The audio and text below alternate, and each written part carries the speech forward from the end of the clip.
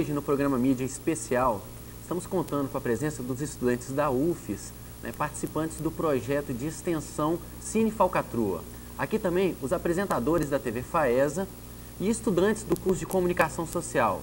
E também estamos recebendo a presença do professor de Comunicação Social, João Barreto. Boa noite a todos. Bom, vamos começar definindo, né? O que é o Cine Falcatrua? Quem começa falando? Beleza. O Cine Falcatrua é um projeto de cinema no formato digital. A gente trabalha com exibição de filmes no formato digital. E isso bom, seria isso. E quem que teve essa ideia? É complicado definir assim, exatamente quem teve a ideia. Foi uma coisa que começou com uma galera, assim, e era à vontade, assim, as pessoas baixavam um filme de internet e esse processo meio que ficava restrito àquele uso na telinha do computador, 2, 3 pessoas assistindo. E a gente tinha a possibilidade, utilizando o equipamento de projeção desses que é usado em aula normal, de data show e tal, juntando ali uma coisa aqui, uma coisa ali, a gente conseguiu montar uma estrutura simples, que de fácil acesso ali dentro do espaço da universidade, que proporciona uma sessão assim, com uma certa qualidade e tal. E quanto tempo já tem o Cine Falcatrua? Desde janeiro de 2004. E sempre vocês que estiveram coordenando, assim, participando do... Não tem coordenação. Não tem coordenação? Não. Tem um professor orientador? Tem um professor orientador, que é uma demanda da universidade. É um projeto de extensão, precisa de ter um professor orientador. Que ele sempre trabalhou junto ali como um integrante. Nunca teve essa hierarquização nenhuma. E da formação original, eu e o Menotti, eles chegaram depois.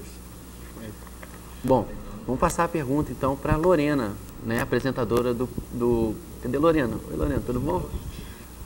Apresentadora do programa Bitola. Boa noite a vocês, boa noite a todos. Eu sou apresentadora do Bitola, né? E eu queria saber de vocês o seguinte: nós sabemos que nem todos são alunos de comunicação social, né? Temos alunos de psicologia, de artes plásticas. A gente quer saber o que levou vocês, o que incentivou vocês, né, mesmo não sendo alunos de comunicação, a montar um grupo para exibir filmes e, além disso, montar um grupo de discussão sobre os filmes, né? É porque, na verdade, é um projeto de cinema, e cinema bem expandido, né? Eu acho que a gente está mais no Falcatrua por ser nerd do que por ser comunicador social, porque tem muito a ver com computadores também. E eu me envolvi com cinema porque eu gosto muito de ver filmes. Eu acho que foi daí que começou, e começou também na vontade de mostrar o que a gente via para as pessoas, sabe? Porque essa coisa de... Eu acho que, na verdade, essa é a raiz do cineclubismo, de compartilhar, de trocar através do cinema. E tem muito a ver, assim, como a gente falou, tem muito a ver com o computador, tem muito a ver com o audiovisual em geral, como pensar o produto audiovisual como uma coisa, além, mais híbrida do que essa coisa do cinema aqui, televisão ali. Isso é uma coisa assim que não é muito fechada, é a mesma coisa da comunicação, né? E a gente também não tem esse grupo de discussão todo, assim, de filme, assim, a gente faz exibição dos filmes e tudo, mas a gente não faz muito isso não, até mesmo porque a gente não tem muito uma linha editorial muito certa, assim, de filmes, assim. Então, os filmes, eles são muito diferentes uns dos outros, e a coisa mais tá promovendo a coisa da exibição e da distribuição como uma coisa muito mais simples do que sempre foi, e esse é o interesse da coisa, assim, não é um interesse muito conteudista. E o debate, ele acaba surgindo agregado a isso, assim, não exatamente nesse espaço da sessão. A gente costuma organizar as sessões para elas serem bem aquilo ali mesmo, não ter essa coisa de forçar, não forçar, mas de ser uma coisa, sabe, de ter. O debate não precisa de nós, assim, o negócio tudo é esse. Porque o que acontece é que depois, assim, nos bares, nas suas casas, nas suas listas de internet, no Fotolog, onde for, as pessoas discutem, na imprensa, sei lá onde. Eu acho que o que acaba sendo mais importante mesmo em termos de discussão não é nem a discussão sobre o filme, mas é a discussão sobre tudo que tem em volta do filme, sobre, sabe, a estrutura econômica que está por trás da distribuição de filmes, a própria questão da feitura do filme, e de qual formato que o cara vai dar saída daquilo, sabe? Que é uma coisa que fica muito evidente quando você tem um videoclube que está transmitindo conteúdo em alta qualidade de som e imagem a partir de um computador e usando só equipamentos que custam, tipo, no conjunto, menos de R$6.000. O professor João Barreto vai fazer uma pergunta agora. Bem, eu acho essa ideia, até a própria pirataria, ela é bastante possibilitada pelos fluxos digitais. Quando a gente recebe alguma informação via net e que ela é interessante, nós temos uma facilidade de repassar. Eu acho que essa ideia, ela surgiu muito com isso, né? Pela possibilidade, pela facilidade de se repassar, né? Isso lembra, de certa forma, mas de como se fosse um movimento cineclubista revisitado, mas numa outra era, né? Até que o movimento cineclubista era o que formava gerações de cinéfilos. Aquele filme pornográfico de Almodóvar que ninguém viu, né? Tipo Pepe Lutibon, só passou no cineclube, né? Aquele filme Suicida lá do Fassbinder só passava no cineclube. Então, essa proposta é interessante porque ela foge dessa distribuição convencional. Porque a gente sabe que tudo para agradar um grande público, que geralmente o filme é feito para agradar um grande público, ele de certa forma tem que ser muito agradável, né? E ele tem que ser superficial. E essa cinematografia que a gente busca lá na Índia,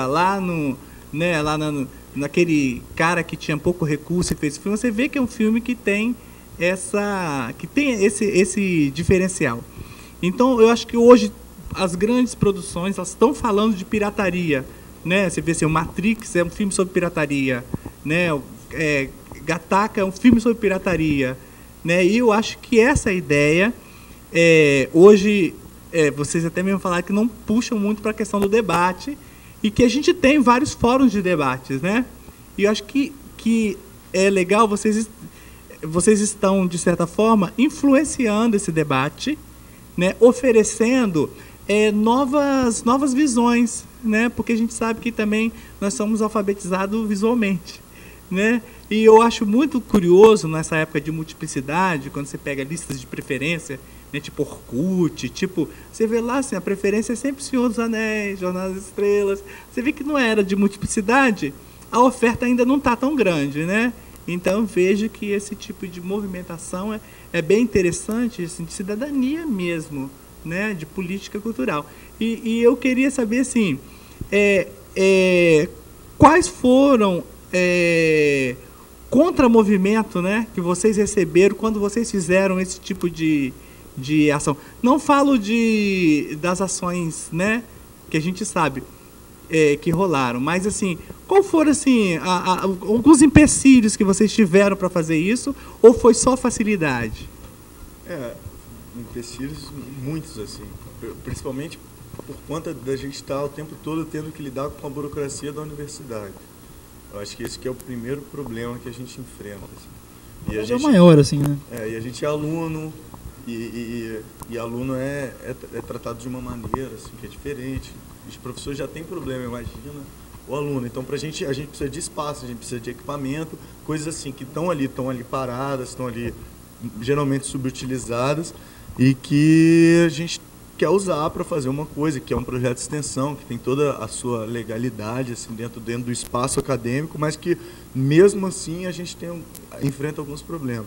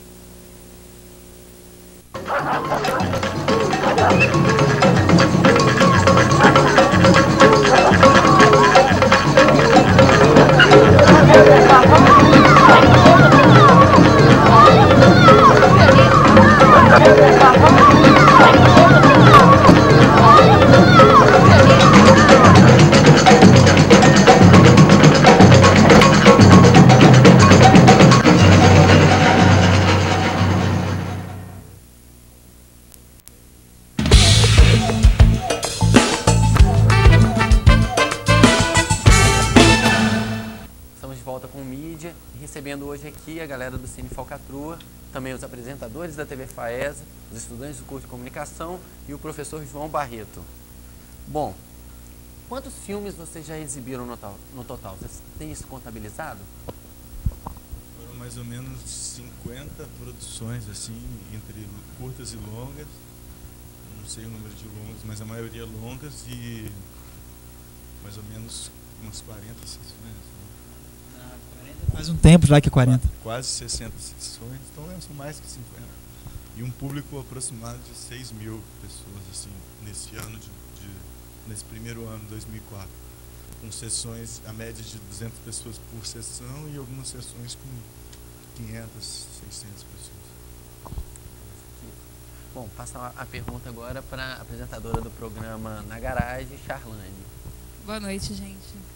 Boa noite. Vocês falaram agora que foram mais ou menos 50 vídeos, 50 filmes que vocês exibiram. E semana passada, eu acho, vocês trouxeram o documentário Sofia, Mas Tô na Moda. Acho que até as meninas do Rio vieram, né, pro evento e tudo.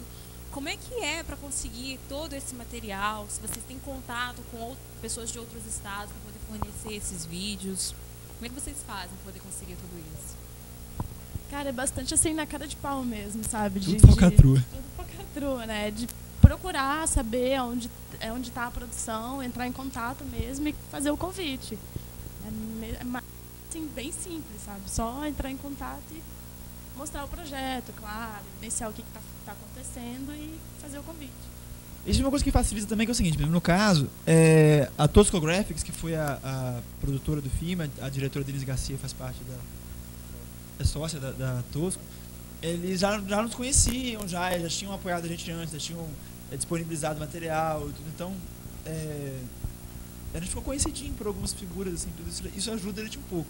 A gente ficou sabendo do filme, a gente era interessado pelo tema, assim, sempre, e a gente por e-mail foi, e aí começamos a falar da vontade de trazê-la e tal, aí conseguimos passagem com a Secretaria de Cultura e a hospedagem com a UFES, assim, foi a primeira vez que a gente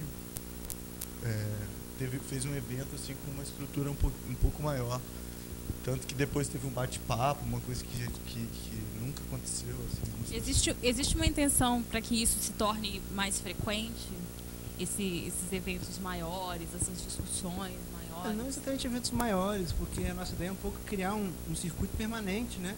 Que não tenha altos e baixos, seja sempre uma festa que seja.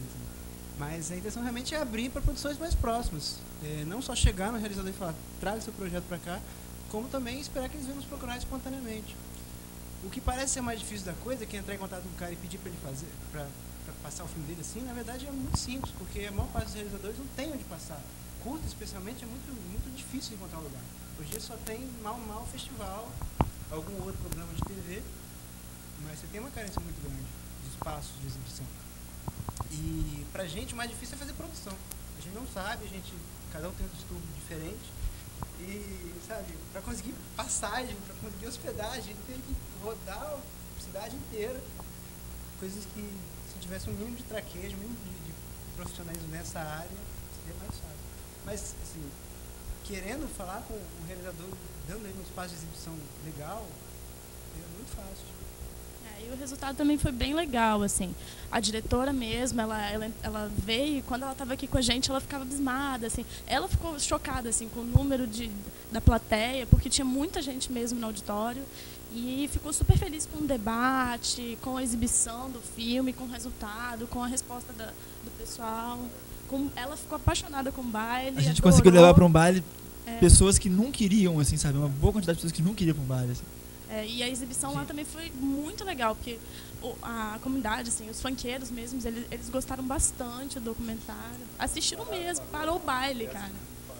Vocês fizeram, então, 2 exibições. Foram uma 2 na UFES e a outra no baile. Na UFES tinha gente que não conseguia ver, assim, muita gente não conseguiu ver. Foi muito entupido.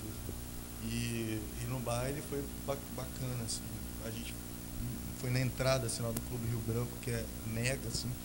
Na entrada do clube, assim, montou estrutura de exibição. E na hora abaixou um pouco o volume da festa e as pessoas saíram. E rolou um anúncio, assim, a gente falou alguma coisa do Falcatrua, a Deise da Injeção, que foi a outra convidada, cantou umas 2, 3 músicas, uns trechos de umas músicas dela, convidou a galera. E no que parou de falar, a galera saiu e veio e se manteve um público assim o filme todo, assim, a galera meio que dividiu a festa. Assim, isso foi uma surpresa, porque a gente, a galera tá na festa, né? Ninguém vai querer saber de ver filme, assim. Mas não, a galera foi demais, assim, pra todo mundo. Foi uma exibição mais comportada do que na UFES, diga-se passagem. Porque o pessoal ficou assim, de braços cruzados, super compenetrado, enquanto na UFES foi uma festa. Não que seja ruim, eu acho muito interessante ver como é que o público se comporta. Na verdade, eu acho que o legal do projeto é justamente isso. O Breno pode fazer uma pergunta agora, né? Estudante daqui da FAESA. Boa noite. Eu gostaria de saber como que se dá a distribuição dos filmes. Tipo, como aconteceu com Kill Bill, que ele só foi estrear no Brasil 7, 8 meses depois da estreia mundial. E por que acontece isso? Às vezes alguns filmes também vão direto para a locadora. Qual que é a burocracia? Como funciona? Eu, sinceramente, não sei, me pergunto isso todo momento, sabe? É por razões comerciais, às vezes por, eu acho que esse filme não vai dar lucro se lançar no cinema. Porque é mais caro você fazer milhões de cópias em película e rodar cinema, do que você simplesmente produzir DVD e lançar em vídeo, né? Mas eu não entendo. O próprio Sin City, que vai estrear no final de julho agora, já estreou no começo de maio. Se for na internet, você consegue cópias dele assim, rodando, passando por ali e por ali. E são razões mercadológicas de analistas de mercado que acham que não vai dar lucro e às vezes não dá lucro mesmo, porque é uma coisa cara pra caramba. E tem um mercado crescente de DVD também agora. Essa onda da pessoa comprar filme, ela é meio nova, assim, né? As pessoas não compravam VHS. Compravam bem menos. E agora isso é o DVD criou um mercado bizarro para extras e para making-offs e qualquer coisa que você produz junto com o filme, você mete no DVD e agrega valor ao produto loucamente, sabe? O filme deixa de ser tão importante assim. O professor João Barreto quer fazer alguma intervenção, algum comentário? Eu acho interessante que um dia desse eu estava vendo uma entrevista do Scorsese e ele perguntaram a ele qual filme interessante ele tinha visto. E a conversa toda girava em torno de filmes americanos. Aí ele surpreendeu todo mundo dizendo que ele estava assistindo a filmes brasileiros, que ele adorava filmes brasileiros e adorava alguns filmes franceses, mas o que ele via do Brasil ele tinha gostado muito. Então, aí perguntaram assim para ele onde ele conseguia esses filmes, né? Aí ele parou, né? Aí a gente já sabe que é uma forma pirata, né, de conseguir o filme. E ele falou, tem um lugar aqui que a gente assiste filmes de várias nacionalidades, né? Mas assim, não aquela quantidade. Aí você fica pensando assim, hoje se tornou, até o próprio mercado já prevê, né, a pirataria. Porque um filme ele é lançado com um monte de óculos, carteira, bolsa, mochila. O Homem-Aranha então era um negócio impressionante, né? Tênis e tudo. Então eu acho que essa é uma maneira legal. E todo mundo está dentro dela. Porque a pirataria, às vezes, é a única forma de você exercer o direito da informação. E até você ver uma pessoa dessa, né, recorre a isso. Né? Eu acho que a gente deveria ter menos pudor, né, em relação a isso. Nós vamos para mais um intervalo e voltamos rapidinho. Não saia daí.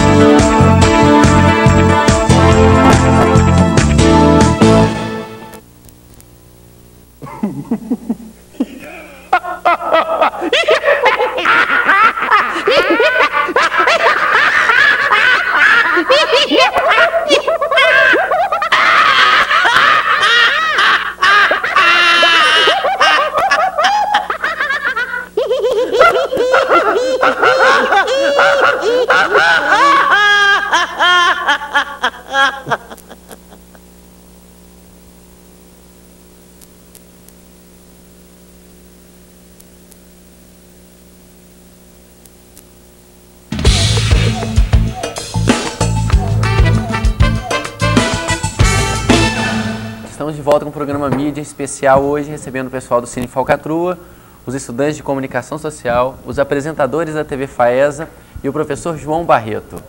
Bom, vamos fazer uma pergunta aqui. O que significa a sigla CC nos filmes? A CC que está sendo usada agora é a abreviação de Creative Commons, que é um tipo de licença. Na verdade é um sistema, um conjunto de licenças de distribuição de propriedade intelectual que está mais de acordo com esse sistema de distribuição pela internet. Porque hoje em dia, afinal, como a gente estava conversando aqui no bloco anterior, é muito mais fácil colocar o seu trabalho à disposição de qualquer um, sabe? E fazer isso de bom coração, sabe? Ah, pega aí, vai, exibe o meu filme, vai, pega um pedaço da minha música e sampleia. Só que, pelo direito, a partir do momento que você faz uma coisa, você detém o direito dela, de propriedade, e, enfim, qualquer um que estiver pegando ela, sem sua devida autorização assinada, carimbada e 3 vias passadas pelo advogado, está fazendo uma coisa, está indo contra a lei. E as pessoas, assim, como eu e o pessoal aqui, completos analfabetos, juristas, não tem como fazer uma licença para cada obra que lançam para poder... Aí eles criaram uma fundação que chama Creative Commons, que estudou esse assunto a fundo e buscou soluções e chegou a um documento, um padrão de documento, onde você bota ali a sua obra e tal, e você disponibiliza isso de uma maneira diferente, que é diferente e é da maneira que você quiser. Tipo, você pode disponibilizar somente para o uso sem fins lucrativos, você pode liberar geral, você pode dizer que somente o uso bem restrito, você personaliza bem a coisa. E aí essa fundação criou um site na internet onde, bem fácil, você, como aquelas respostas de preenchimento de campo, assim, de cadastro normal de internet, você bota a sua obra e tal, e no final ela gera esse documento com a complexidade monstruosa, mas que na hora ali, naquele sistema deles online, eles geram, e aí você imprime aquilo se você quiser, ou guarda no arquivo, e gera também um link para você jogar no site, dizendo no seu site que você disponibilizar essa coisa, ou no produto impresso, sei lá, uma logo e uma coisa, dizendo que você está disponibilizando aquilo de uma maneira diferente. Que é mais acessível, e aí vocês podem acabar utilizando esse tipo de filme no Cine Falcatrua. No caso do filme, porque isso é para tudo, assim, sabe? Para livro, para... E isso tem a ver com bom coração e tem a ver com senso prático também, porque às vezes você nem pode se dar a conhecer por um direito que devia estar te protegendo e está te prendendo. E você não se dando a conhecer, você não consegue nem, inclusive, ganhar o dinheiro, no caso, do momento em que você pode estar ganhando dinheiro com aquilo. Vou passar a palavra agora para o Carlinhos, que ele vai fazer uma pergunta. Eu vou fazer uma pergunta que o Rafael já começou a responder. Como vocês se posicionam em relação à propriedade intelectual, que é uma discussão muito atual hoje em dia, e que está diretamente ligado com a atividade de vocês no Cine Falcatrua, assim? Vocês pensam, como vocês se posicionam a respeito? Essa posição a gente brinca de bruços, assim, sabe? Porque a respeito da propriedade intelectual, porque é uma coisa complicada. A gente tem um professor orientador, Alexandre Kurtz, ele orienta a gente de vez em quando, e ele nos lembra, assim, que a coisa da propriedade intelectual é uma coisa que está desde o século XVIII, assim, como um direito inalienável, assim. É uma coisa que é tão intocável quanto o direito de existir, de ir e vir, os direitos todos que a gente conhece como direitos humanos, assim. Então, a questão toda é a partir do momento que você cria uma obra, o que você quer fazer com ela e o que você pode fazer com ela e o que isso quer dizer hoje em dia. Sabe? Então, você tem a forma de as leis que interpretam essa lei suprema da propriedade intelectual, elas têm a ver com uma determinada época que hoje em dia está defasado, está complicado, para quem tá pela coisa do mercado, para quem está por uma outra coisa. E é isso, é difícil você ter uma posição única, exclusiva, para tantos interesses em conjunto, para tantas épocas na mesma época em conjunto. Eu fiz esse questionamento porque os próprios artistas hoje em dia, eu já ouvi da boca de artistas que são favoráveis à extinção dessa cultura da propriedade intelectual, né? Então, a gente tem até um pouco de autoridade para falar sobre isso, porque a gente também faz coisas, né? Escreve, faz vídeo, não tem como.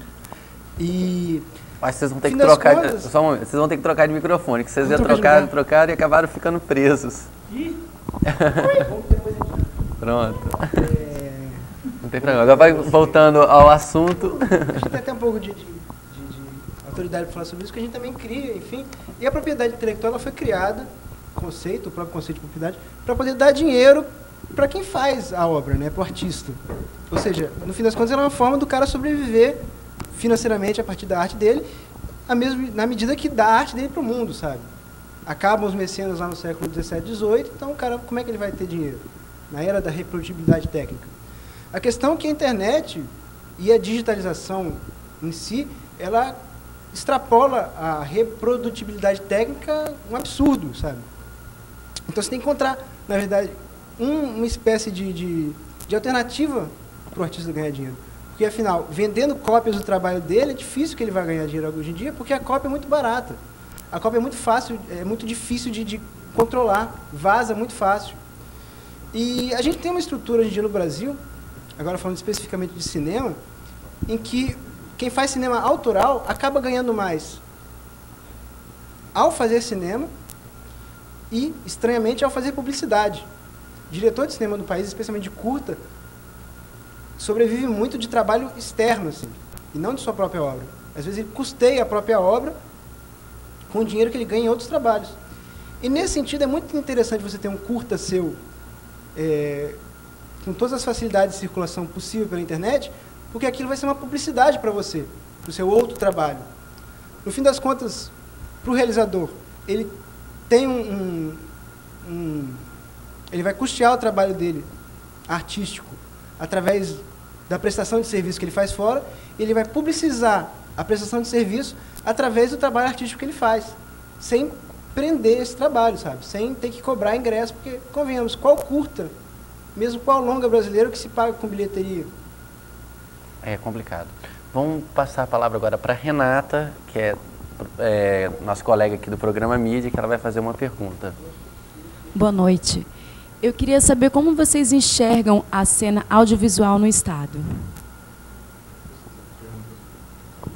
Bom, você diz na produção de curta, vídeo, no geral. Cara, é complicado dizer da produção audiovisual, assim. Eu já trabalhei um pouquinho perto disso. É bem complicado pela questão mesmo de você não ter verba, de ser um trabalho que acaba ficando restrito, sabe? Você não pode trabalhar muito bem na produção, você não pode... Aí você fica criando aquelas alternativas, acaba até ficando um trabalho interessante, porque você cria muitas alternativas.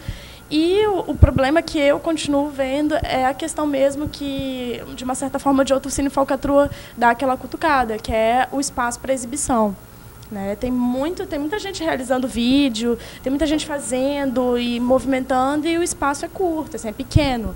Né? Então, eu acho que o que é importante mesmo é valorizar a produção e valorizar o espaço.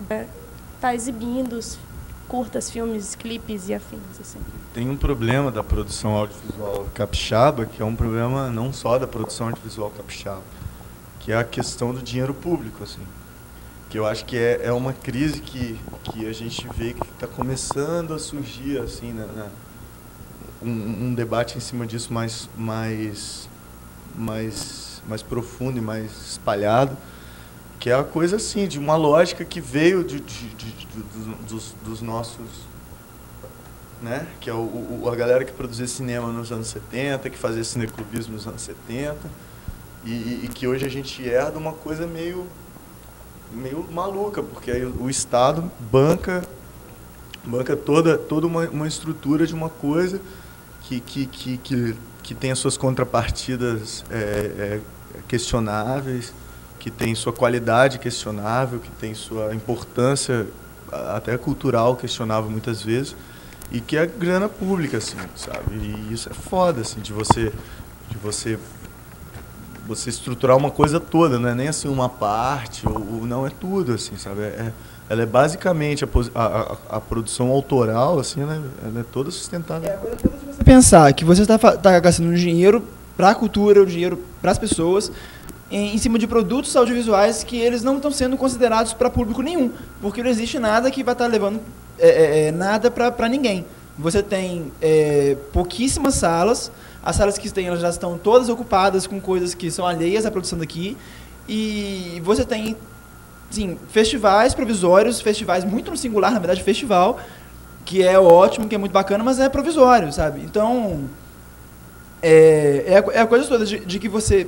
E isso não é pensado, isso não é rediscutido, isso tem uma certa urgência, porque, afinal de contas, no mínimo tem essa questão que o Fabrício fala, que é a questão de que tem muito dinheiro aí nosso sendo gasto, sendo trabalhado para coisas que, independente de ser legais ou não, independente de ter qualidade ou não, elas não têm nem condição de poder pensar num público, porque não existe estrutura para levar para público nenhum. Bom, nós vamos para mais um intervalo e voltamos rapidinho, não saia daí.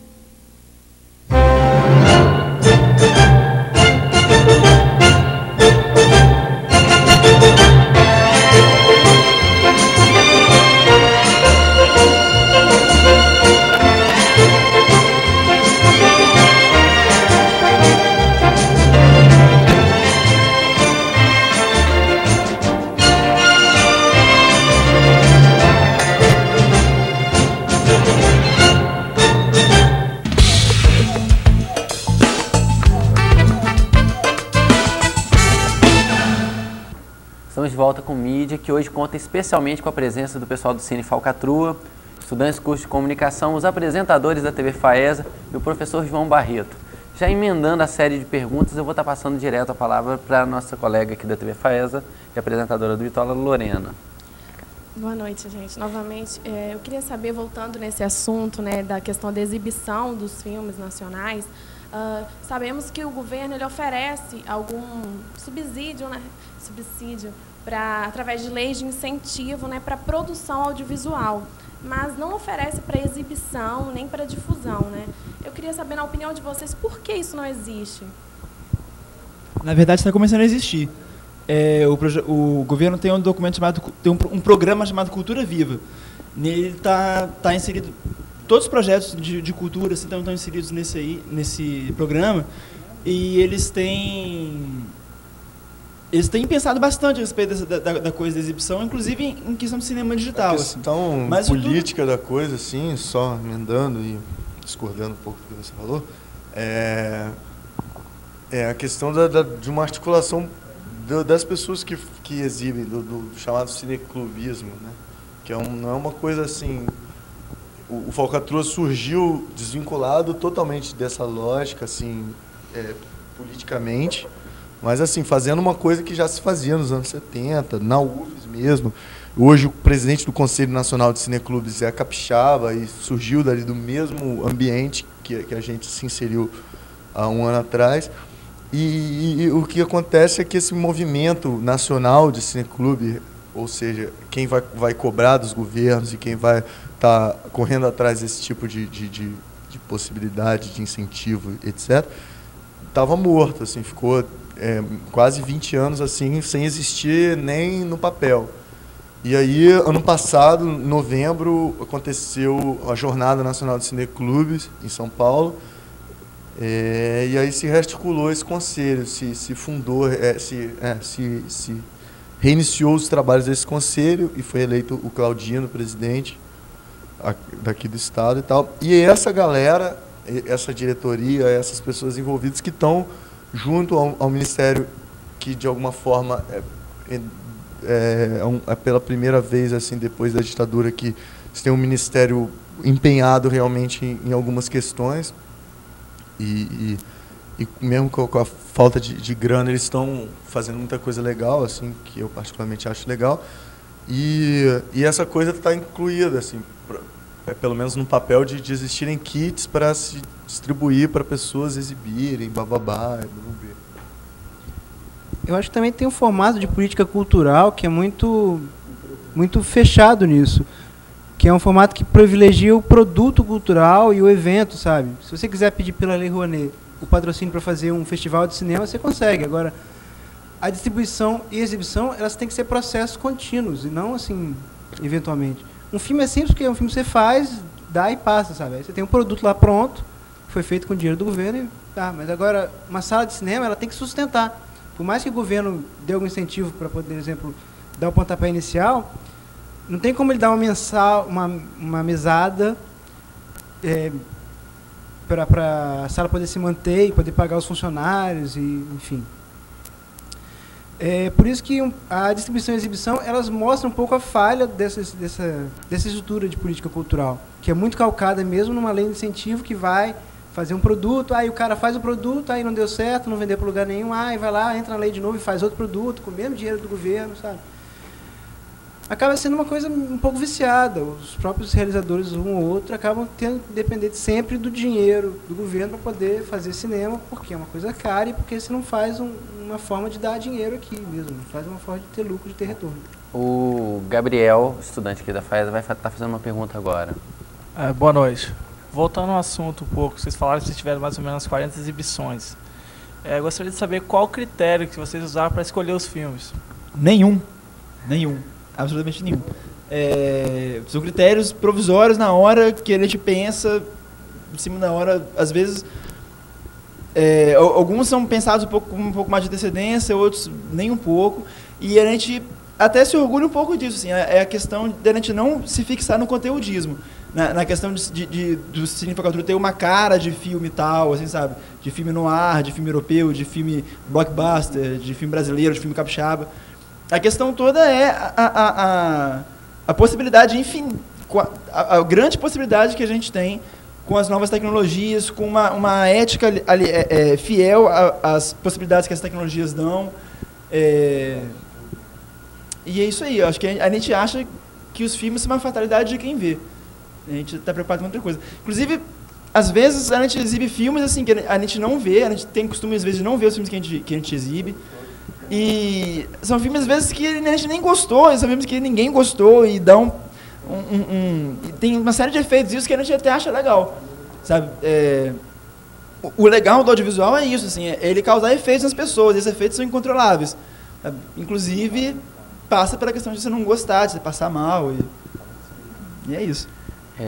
Professor João Barreto, o senhor gostaria de fazer algum comentário? Só retomando essa questão aí do direito autoral, da exibição, é uma coisa assim realmente muito complexa, né? Pelo menos os debates que eu tenho visto, a gente promoveu até o professor Alexandre Curtis esteve lá na Assembleia, que foi muito bom, né? E era um local bom de falar sobre isso, e era legal lá dentro daquele espaço a gente está falando de pirataria e coisas congêneres. Agora, eu acho que nós estamos numa época em que, né, a própria tecnologia digital faz com que as fronteiras fiquem mais fluidas, né? O que é nacional, o que é estadual, o que é internacional. Então, isso também, o que é público, privado, né? As fronteiras de gêneros, tudo isso ficou muito fluido. Então, o que é meu, o que é seu, né? Também se tornou uma discussão, o que não era passível de discussão. Né? Hoje, por exemplo, um Ctrl-C, um Ctrl-V, né? Acabou, você pode misturar 1000 discursos e esse discurso ter a sua cara. Né? Então, uma coisa que eu queria até saber se vocês que estão circulando nesse meio já pensaram nisso. O direito autoral, ele sempre foi tido como uma garantia de sobrevivência do autor, né? E geralmente os filmes que se tentam exibir em locais alternativos são justamente filmes alternativos de pessoas que têm mais dificuldade em sobrevivência, né? Não é Guerra nas Estrelas que está sendo exibido, né? Pode até ser, mas geralmente. Então, eu queria saber se nas discussões que vocês têm participado, o que vocês têm ouvido mesmo a respeito disso, dessa sobrevivência, desse cidadão que está lá preocupado em emitir um pensamento diferente, né? Esse cidadão que muitas vezes a gente admira, né? Esse discurso que a gente admira, né? Esse alternativo que está sendo copiado. Sabe qual...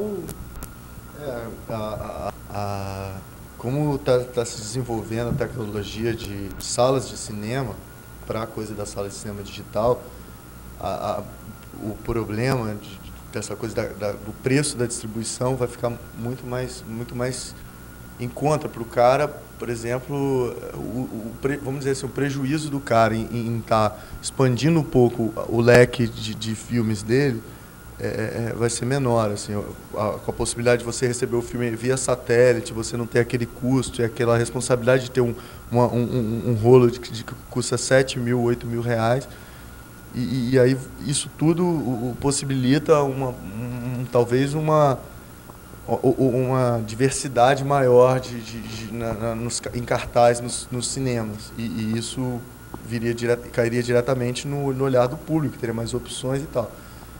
Mas isso também, sabe, é uma coisa assim que...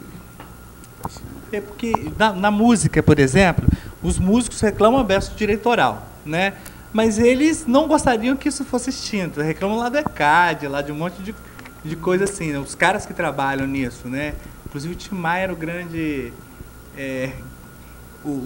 reclamador. Então eles falavam assim, ó, o direito autoral é ruim como ele existe, o que acaba beneficiando a empresa, que a gente também sabe que as leis são discursos, né, de quem tem poder de emitir esse discurso, e acaba virando isso. Eu acho que essa questão é mais ou menos o que você falou, essa coisa do pluralidade, ter o multiculturalismo, de estar todo mundo se interagindo. Hoje em dia é muito mais fácil você ter acesso a muitas outras coisas. Então, você não está restrito só àquele teu ambiente social, você está saindo daquilo, e meio que a proposta do Falcatrua é justamente isso, sabe? Você promover a questão do cinema digital, que é uma coisa muito mais fácil, você tem essa facilidade de entrar em contato.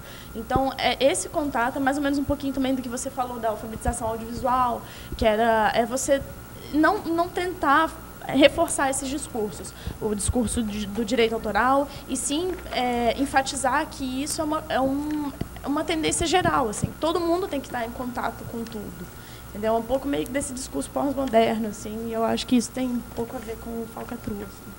Tem um lado que é, assim, infelizmente, mas arte é o que é supérfluo, arte não é mesmo para dar lucro, sabe? E cinema, então, que é uma coisa super cara, sabe?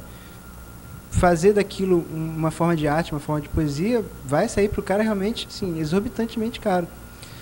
E, na verdade, uma saída, e a saída que a gente é um pouco aposta, assim, é deixar de lado um pouco o produto e passar a se concentrar no processo.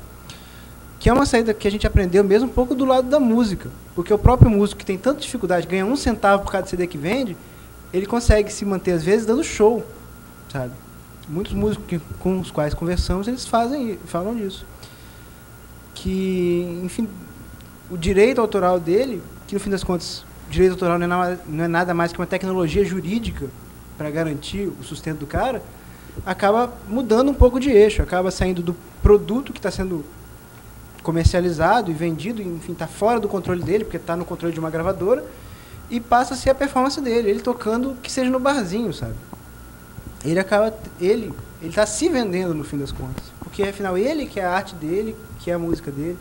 Também com o cinema eu acho que é um pouco assim. De uma certa forma, a questão do direito autoral mesmo, ela fica de respaldo para grandes corporações, digamos assim, no caso do grande circuito de cinema, de Star Wars, Senhor dos Anéis, isso tudo é mesmo um respaldo das corporações. Muitas vezes, assim, puxando meio para o gancho do audiovisual capixaba, muitas vezes o artista ele não está procurando lucro, e sim ele está procurando a visão, a expansão, mostrar, ó, esse é meu trabalho, vamos fazer, vamos incentivar. E o Cine Falcatrua tem isso, de incentivar e produzir essa questão. O Cine Falcatrua, então, está vindo para criar esse espaço, é isso? Para poder divulgar. Bom, infelizmente, nosso tempo está encerrando, então, a gente queria fazer só uma última pergunta. Qual vai ser a próxima exibição do Cine Falcatrua? É domingo. Ih, caralho. É domingo o programa. Toda semana. Toda semana. Mas qual é o próximo filme que você vai estar em cartaz? Nada programado ainda? Não tem, mas aí é para agora, né? Para sexta. Fica todo mundo no ar. de olho Todo no mundo está Fotolog, convidado, então... É o Cine Falcatrua. Coisa, assim. O tempo... Não, mas é alguma coisa muito... Tipo de falar de uma sessão. Pode falar, então.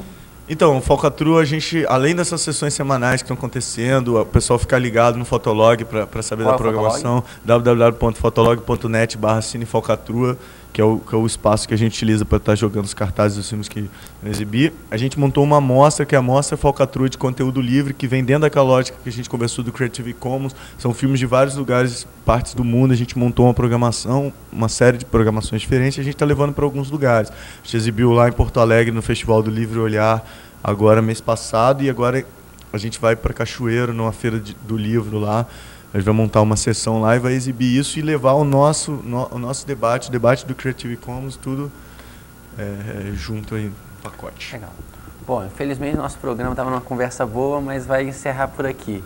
Queria agradecer a presença do pessoal do Cine Falcatrua, a presença do professor João Barreto, dos estudantes de comunicação social da FAESA e dos apresentadores da TV FAESA. Bom, se você tiver alguma dúvida, sugestão ou alguma pergunta, mande um e-mail para a gente, que é media@faesa.br. Uma boa noite. O Mídia vai encerrando por aqui, sempre com temas da mídia para você.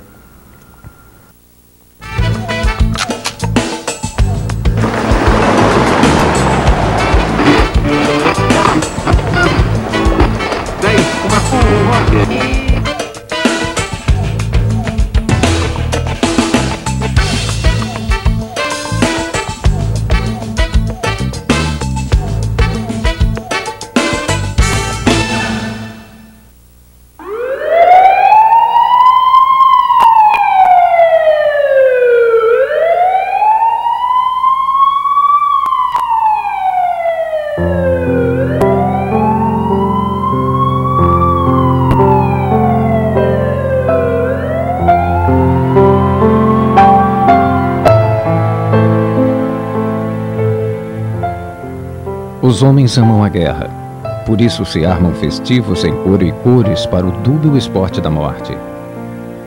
Amam e não disfarçam. Foi assim na Crimeia e Troia, na Eritreia e Angola, na Mongólia e Argélia, no Saara e agora. Os homens amam a guerra, portanto, não há perigo de paz.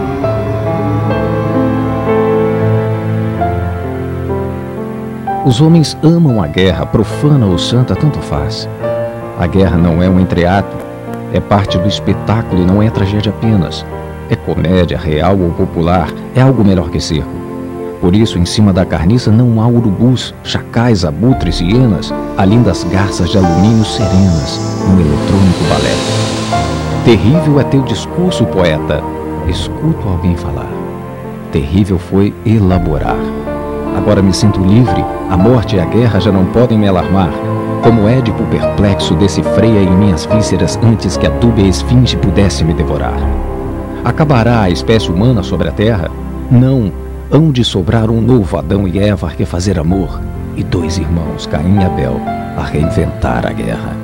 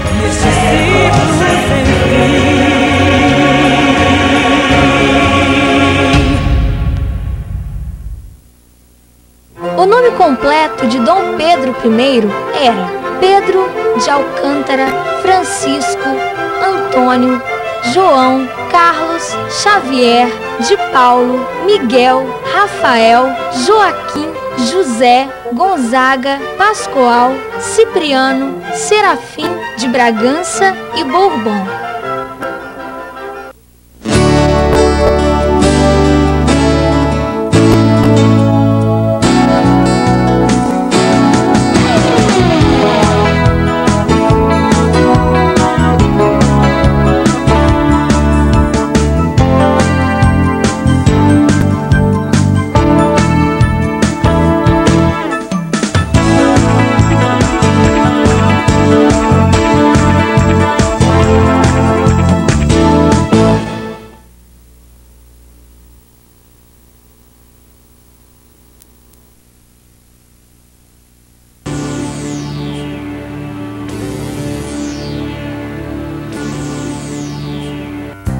Em 1972, nascia a Faculdade de Administração Espírito Santense FAESA.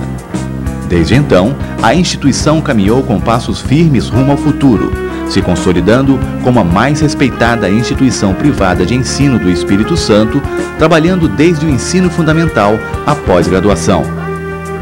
Na década de 80, na Avenida Vitória, é erguido o primeiro campus. E na década de 90, pelas mãos de uma nova geração, ancorada na firmeza de um líder, a FAESA dá seu grande salto.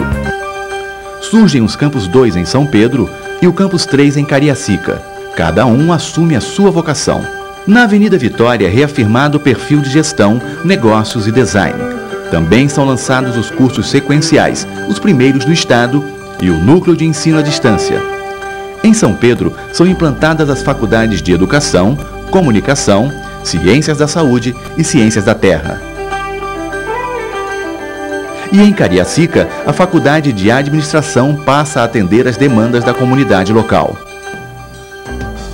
Ao mesmo tempo, se desenvolve a educação infantil, o ensino fundamental e o médio.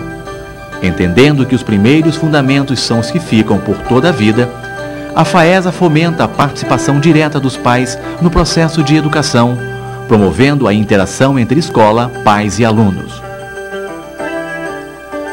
Hoje, usufruindo de 30 anos de experiência em educação nas escolas FAESA, crianças, adolescentes e adultos reafirmam o presente e preparam o futuro. Hoje são dezenas de cursos de graduação à disposição da comunidade capixaba e brasileira. Em todas as áreas de formação, a FAESA acredita que educar para a vida seja o único caminho possível. Investir no ser humano e fomentar suas potencialidades rege o caminho de seu corpo diretor e docente. Para atender tal desafio, o trabalho visando a formação continuada de professores e funcionários é constante. A FAESA entende que promover o desenvolvimento social por meio do conhecimento é mais que um compromisso, é sua missão. Para tanto, a FAESA vai além da sala de aula. Nas áreas de comunicação, saúde, agronegócios, educação e administração, os alunos transcendem a sala de aula e vivenciam o dia a dia de trabalho, ao tempo que desenvolvem a cidadania através de projetos que envolvam a comunidade. Na Faculdade de Saúde, por exemplo, nas clínicas de odontologia, terapia ocupacional e fonoaudiologia, dezenas de alunos prestam atendimento à comunidade carente da Grande São Pedro. Na comunicação, a TV Faesa trabalha com 30 alunos que colocam no ar semanalmente, pelo canal universitário de Vitória, 8 programas de televisão. Na administração, a empresa Júnior da consultoria fomenta e incuba ideias de micro e pequenos empresários e auxilia organizações não governamentais. Nos projetos de extensão desenvolvidos com o objetivo de aplicar o ensino e a pesquisa em benefício da sociedade, alunos e professores também estão presentes.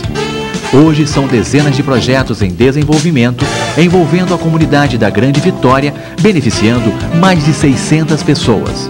Projetos como São Pedro na Ponta do Lápis, curso para alfabetização de jovens e adultos, desenvolvido pela Faculdade de Educação e Comunicação, abordagem em saúde bucal dos agentes comunitários, realizado pela Faculdade de Ciências da Saúde, e o curso de capacitação de modelagem no Campus 1, além de dezenas de outras atividades profissionalizantes oferecidas pela Faesa, são exemplos da inserção social da instituição. Os núcleos de pós-graduação com mais de 20 anos de experiência se dividem em 7 áreas: saúde, negócios, direito, design, comunicação, educação, informática e contabilidade. A biblioteca, com mais de 80 mil exemplares e totalmente informatizada, dá suporte aos estudantes e professores.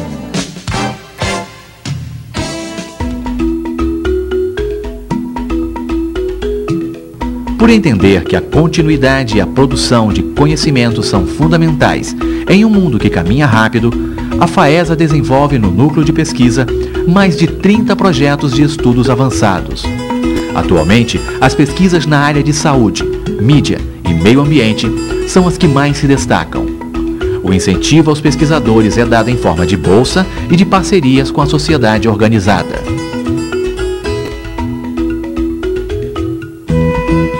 Através da pesquisa, dos projetos de extensão, do trabalho de professores e alunos dentro e fora de sala de aula na busca constante pela produção do conhecimento, a Faesa reafirma seu comprometimento com a sociedade capixaba e com sua missão: promover o desenvolvimento social por meio do conhecimento. Faesa, há mais de 30 anos educando e trabalhando para o Estado do Espírito Santo.